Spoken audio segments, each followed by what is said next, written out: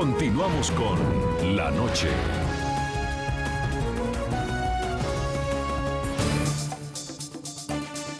$19,5 millones de venezolanos tienen una cita con la democracia este domingo. Tendrán la oportunidad de renovar la totalidad de la Asamblea Nacional en medio de un clima polarizado y en el que la oposición ha denunciado ventajismo en la campaña política por parte del oficialismo.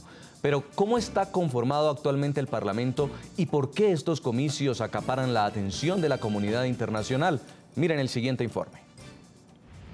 La Asamblea Nacional es un órgano unicameral que ejerce el poder legislativo en Venezuela. Luego de la Constitución de 1999, reemplazó al anterior Congreso de la República que contaba con Senado y con Cámara. Compañero diputado presidente Diosdado Cabello. Cuenta con 2 periodos de sesiones ordinarias, la primera entre el 5 de enero y el 15 de agosto y la segunda entre el 15 de septiembre y el 15 de diciembre.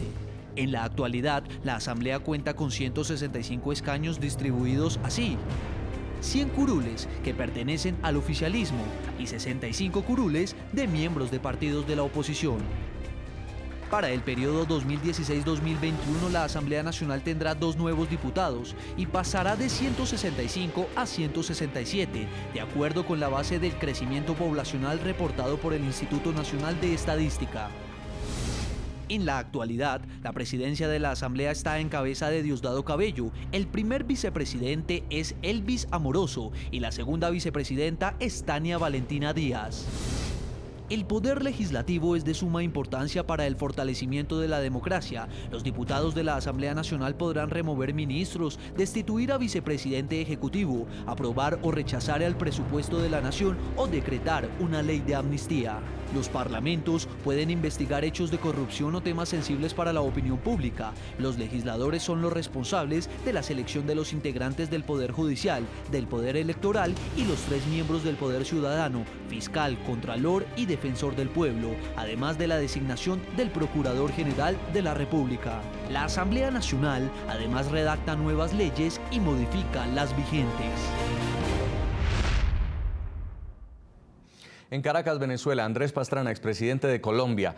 Hemos escuchado al presidente Nicolás Maduro con un discurso muy agresivo, diríamos plagado prácticamente de insultos en esta campaña y sobre todo negándose a la posibilidad de la derrota. Ganar como sea, dice. Yo saldría a la calle en unión cívico-militar. Si perdiera las elecciones el chavismo, el escenario político sería muy distinto. ¿Estas amenazas logran calar en el votante venezolano? A ver, yo creo que hay 2 temas que vale la pena analizar. El primero, hay una división profunda por las declaraciones ayer del presidente Maduro al interior de las fuerzas militares en Venezuela. El presidente Maduro sale de hablar de una junta cívico-militar, se hablaba de golpes de Estado y es el propio ministro de la Defensa quien ha salido a decir que de ninguna forma se va a violentar la Constitución en Venezuela, que a nadie se le puede pasar por su mente pensar en que pueda haber una junta cívico-militar. Por lo tanto, lo que vemos es que hay un mensaje directo del propio ministro de la Defensa al presidente de la República Bolivariana de Venezuela con relación a una posibilidad de golpe. Segundo, hay otro escenario que también vale la pena analizar. En los últimos años, pero especialmente en la última semana con la captura de los familiares de la primera dama de Venezuela, también cambia el escenario político.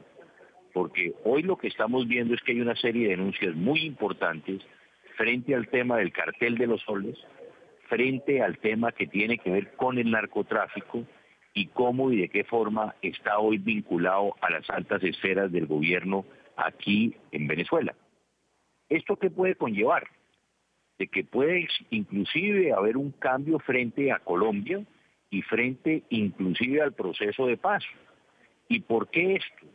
Porque frente a las denuncias que hoy se están haciendo, frente a las declaraciones que la propia DEA ha hecho de que la FARC es uno de los carteles más importantes del terrorismo en el mundo, hoy cuando estamos viendo que los grandes grupos terroristas, llámese Al-Qaeda o ISIS, en buena parte están siendo financiados por el narcoterrorismo, las cosas pueden cambiar. Hay claras evidencias de vínculos de la FARC con Al-Qaeda, hay posiblemente evidencias de la FARC en el norte y en el este de África con grupos vinculados al extremismo islámico. Vemos lo que sucedió en Estados Unidos, en que hoy se están comenzando a aceptar de que hay posibilidades de que ISIS hubiera actuado en el atentado de ayer en los Estados Unidos. Entonces, todos estos temas, el próximo lunes, si hay cambio en la presidencia de la Asamblea, si se comienza a investigar a fondo, depende de qué es lo que van a denunciar, cuáles son las acusaciones que van a hacer los sobrinos y casi se podría decir los hijos de la primera dama en Venezuela en los Estados Unidos, puede conllevar también a un cambio. Inclusive, hay gente que aquí en Venezuela también para hacer un análisis simplemente como escenario de lo que pueda suceder, hay gente que habla de la posible transición de un gobierno al haber un cambio en la Asamblea en Venezuela, que puede haber una transición, como lo establece también la Constitución venezolana, en la presidencia de la República. Y esto podría conllevar a que se puedan resolver buena parte de los problemas que se puedan presentar. Simplemente quiero decir algo que yo lo dije cuando vine aquí en enero de este año. Ojo con la crisis humanitaria. Lo que estamos viendo aquí en Venezuela, lo mismo que vi yo en enero, hoy mucho más agravado. No hay alimentos. Se habla ahora precisamente, el director de la Patilla nos decía que se habían importado 40.000 toneladas de alimentos y que esas 40.000 toneladas de alimentos, oiga bien, solamente duraron un día y 3 horas, que eso es lo que consume Venezuela diariamente. Hoy hay un problema en los supermercados, se habla que para Navidad y Año Nuevo puede haber un desabastecimiento, tema muy difícil y muy complicado. Expresidente. Entonces hay que tener mucho cuidado con esa crisis humanitaria, sí. Quiero preguntarle también a Jorge Quiroga, porque es la Asamblea la que hace control político del Ejecutivo, la que hace control político del presidente, y Nicolás Maduro hasta ahora ha gobernado como ha querido. Nadie le ha puesto una piedra en el zapato. ¿Cree usted que está preparado el señor Maduro para un escenario de control político? Esperemos, Jason, que la reacción del presidente de Venezuela sea de madurez, que honre su nombre y su apellido más que su nombre, y que reaccione con madurez. Fíjese, Mauricio Macri va a jurar el 10 de diciembre, él no tiene mayoría en la Asamblea. La presidenta Rousseff en Brasil no tiene mayoría en la Asamblea. En democracia, que el Ejecutivo tenga o no mayoría en el Congreso no es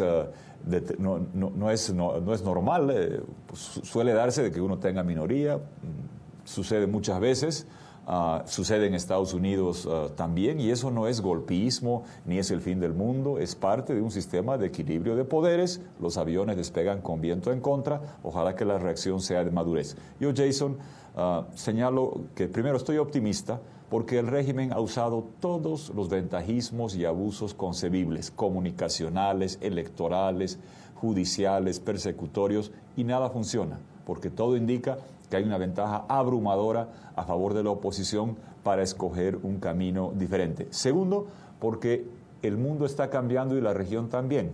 La carta del secretario general Luis Almagro significa que hoy sí tenemos un secretario que defiende y aplica la Carta Democrática. La posición de Mauricio Macri en campaña, decir voy a pedir que se respete la democracia en Venezuela, se liberen a los presos y sostenerla después de ganar, muestra que la región está cambiando. Y lo que te decía el presidente Pastrana es claro, la situación económica acá es lo que debe movernos a preocupación, porque no es sostenible un país que tiene el petróleo en descenso, que le faltan dólares, que tiene que importar todo lo que come, todo lo que son medicinas. Hay problemas sociales y humanitarios enormes que se avecinan, y ojalá que después de la elección la reacción sea madura, con madurez, y que se trabaje por el bien del pueblo y no para polarizar, enfrentar y dividir a los venezolanos, que eso ha sobrado y ha faltado concordia y progreso para este pueblo venezolano. Y esa crisis económica es quizá la que tiene al votante chavista hoy pensando, ¿por quién voto? ¿O me abstengo?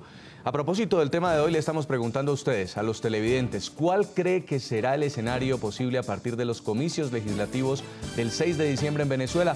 Pueden respondernos a las cuentas de Twitter del programa La Noche. Vamos a leer rápidamente algunos mensajes que nos han enviado ustedes. Sebastián Hernández dice, primero, desconocimiento de resultados. Segundo, fraude. Tercero, reconocimiento, triunfo, oposición por mayoría simple. También escribe Judy Bermúdez, opina, la región necesita que vuelva la democracia en Venezuela. Y Liborio Álvarez asegura, sufrí la dictadura castrista, regímenes como estos no tienen escrúpulos. Maduro hará todo lo posible por ser ganador, más que nunca alertas. Vamos a la pausa, en segundos volvemos a las conclusiones en el programa La Noche. Ya regresamos con La Noche.